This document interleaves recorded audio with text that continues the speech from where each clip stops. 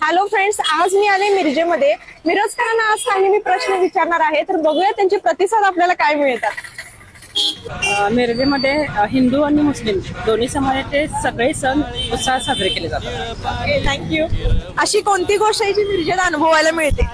मिरज हा medical hub असल्यामुळं मिरजेत माणुसकी भरपूर आहे आणि एकमेकाला सहकार्य करणे, मदत करणे हे मिरजेत भरपूर बघायला मिळतं. Okay, thank you. मिरजेत अनुभवायला मिळते अशी म्हणजे मिरजेत मिरज पॅटर्न झालेला आहे, जे अख्ख्या महाराष्ट्रात झालेलं नाही, जे फक्त मिरजकरांनी करून दाखवलंय. तंतुवाद हे पूर्ण जगभरात फेमस आहे. ओके. इथले लोक मिरजेचे सहकार भरपूर करतात व कायद्याचं पालन करतात आणि कुठलाही कायदा मोडत नाही.